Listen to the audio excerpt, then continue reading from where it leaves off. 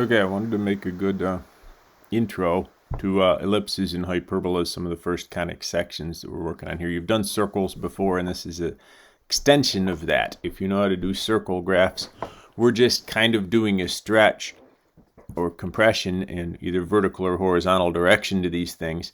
And so instead of a radius for the thing, you sort of have two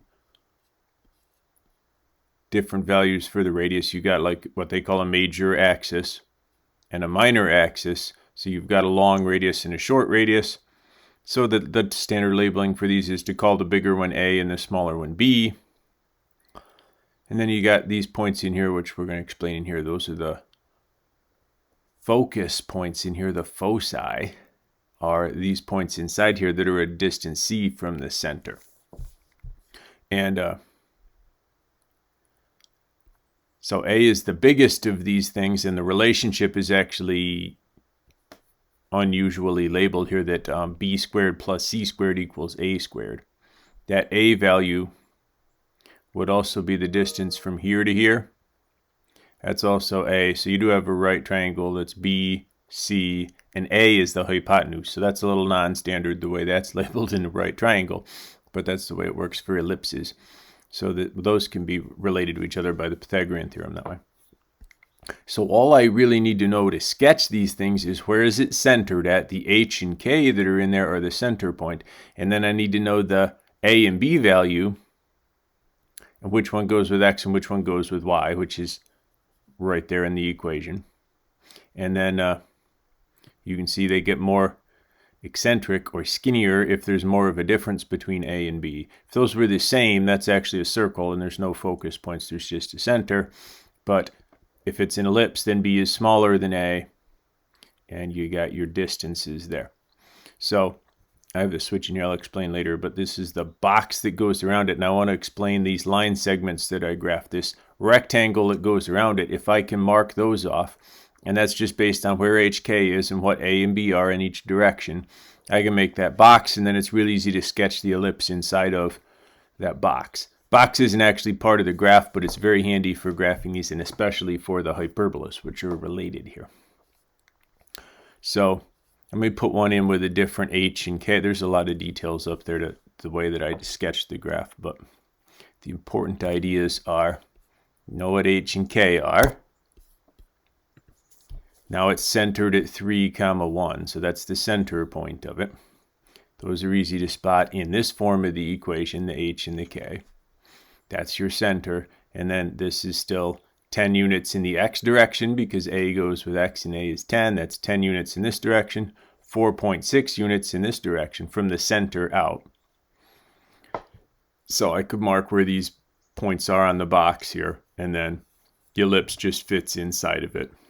There in the foci here, there's some interesting geometric relationships with the foci. So those are kind of interesting points to plot also. They're not really part of the graph of the equation, but they're interesting. There's some geometric relationships with the foci there. The box is critical. Now the only difference between ellipses and hyperbolas, one way of looking at it is the only difference here is whether these two terms have the same sign. This is with S being positive, so it's a plus between them.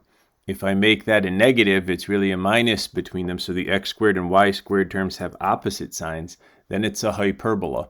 But I want you to notice the box remains the same. If I switch this over to a hyperbola, graph looks crazy different, but that blue box is the same. I can still draw that box with the center and the A and B values and knowing which one goes with which variable here. The A for this is in the x direction and the B in the y direction.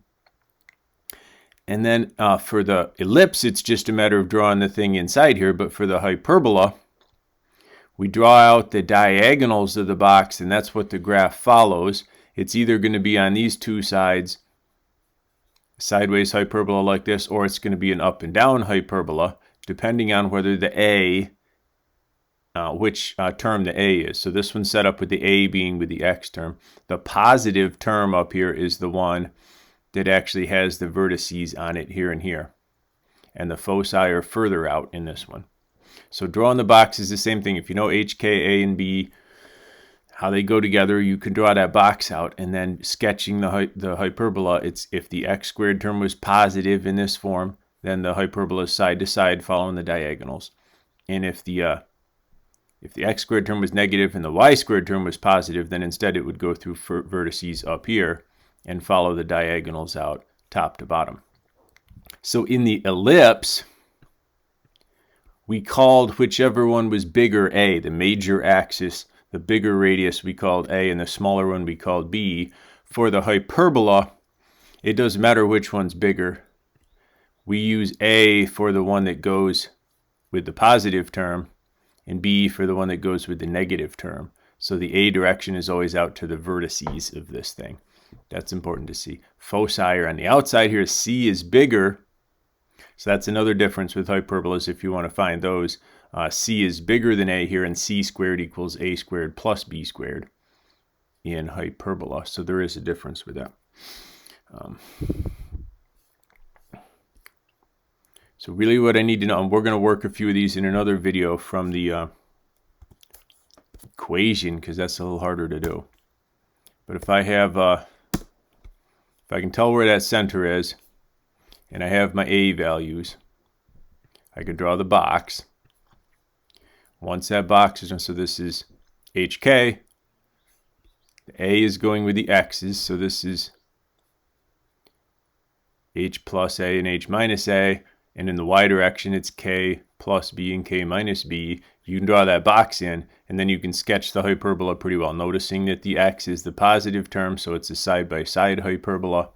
They go through these points, they don't go through these. So this is called your transverse axis that actually cuts through it, and this one's called your conjugate axis that goes with it but doesn't actually touch the graph. And that's your key features for sketching the graph of a hyperbola. So we have to get it written in this form, and then these values are easy to pick out. You draw your box, and it's pretty easy to do the sketch from there. So we're going to look at the algebra part of how I take these things from equation form and put them onto the graph in a separate video on paper. I will get that up along with this one.